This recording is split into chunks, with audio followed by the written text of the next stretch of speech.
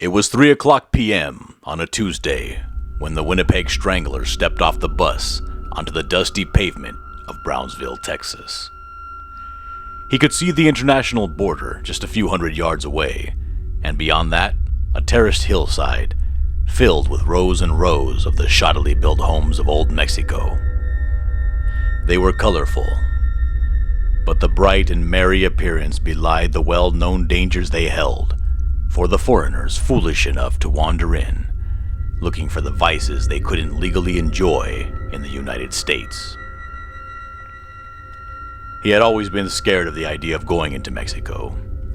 He had seen the documentaries, the kinds of things that happened there.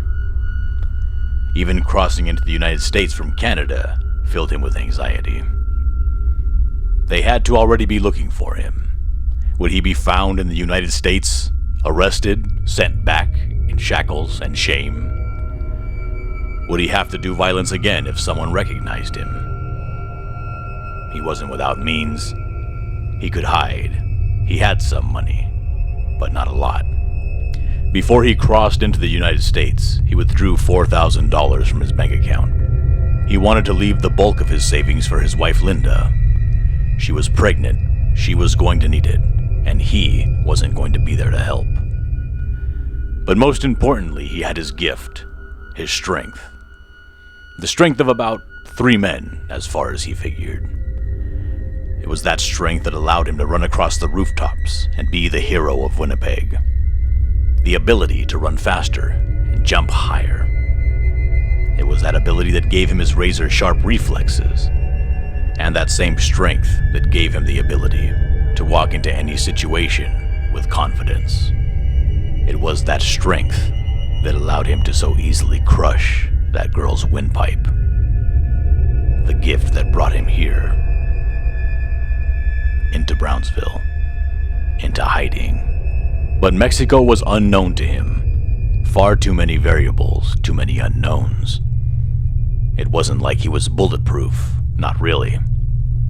2 years ago, in Winnipeg, a drunk girl shot him with a .32. He was trying to break up a bar fight that was getting out of hand. Shot him right in the gut. He had to remove the little slug himself. It came out easily and healed up fast, but that spooked him. He didn't want to know what a bigger round might do. He started to feel better the further he traveled from Canada, and the deeper he traveled into the US, even more so. In fact, right around Oklahoma City, it almost started to feel like maybe he didn't kill that girl. Maybe it was all just a bad dream, and he could go home. A nice thought, but he wasn't stupid. He knew he couldn't go back.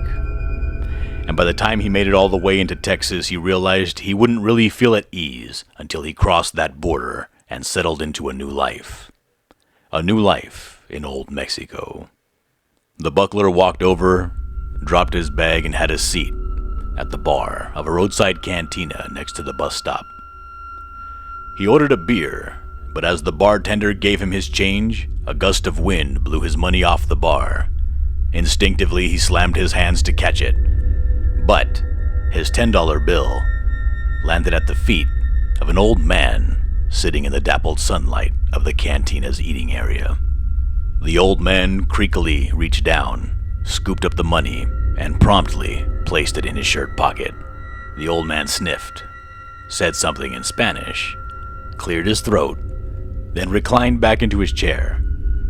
He took a sip from his bottle of cola, the entire time never moving his stare from the buckler's eyes. He was a fat man on top, and looked like he walked on stilts. His legs looked 2 times too small for the fat torso they supported. His broad shoulders, barrel chest, and meaty forearms suggested that at one time, perhaps, he lived a life of hard work. But his faded and almost indiscernible tattoos, his sunken yellow eyes, and innumerable pieces of gold jewelry gave evidence that this man had little respect for an honest day's work. Now more than ever was not the time for an incident, so the buckler reluctantly looked back to his wallet as he tucked away his remaining change. He tried to feign interest at what was going on the far TV, at the end of the bar, but he could feel the stare of the old man burning a hole in the back of his head. It wasn't long before his curiosity got the better of him, and he glanced back to the old man's table. Even though he expected it, he was startled that the old man was still staring, boring a hole into his head with that evil glare. It unnerved him. The butler looked away. He took the last swig of his drink, picked up his bag, and stood to leave, but it was already too late. As the butler turned, the old man was already standing and shouting what could only be racial slurs in Spanish. He had a confusing stance. The butler couldn't make heads or tails out of what he was going to do. Was he going to step forward, step back, or take a swing? The butler was tired and a bit confused. Why was he so upset? It wasn't like he asked for his money back. And he was also beginning to panic. He couldn't let this situation get out of hand. If the cops showed up, would he need to cross the border from a different town? He couldn't afford any more trouble. Maybe it was the combination of all these things that distracted him. Maybe he looked away for a second to make sure no one was watching. Maybe someone had put something in his beer.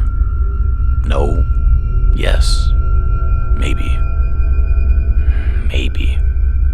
The butler didn't know. But what he did know was that he was punched. And more than that, it hurt. Bad. He was falling. His head was swimming, and his vision blurred.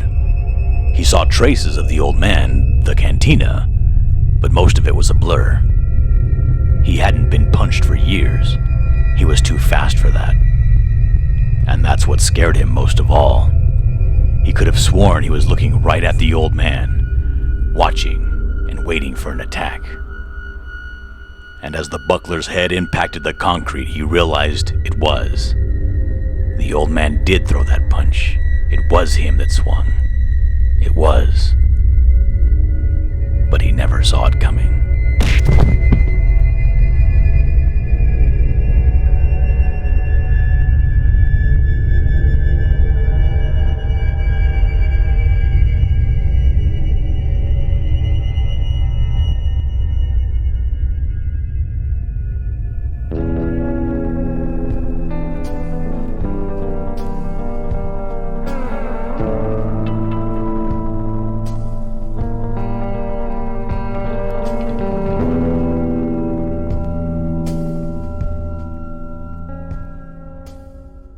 Hi everyone.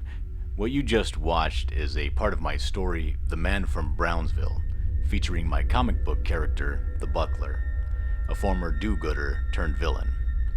The story chronicles the 4 years that the Butler spent in Brownsville, Texas, while hiding from authorities for the murder of a young woman in his hometown of Winnipeg, Canada.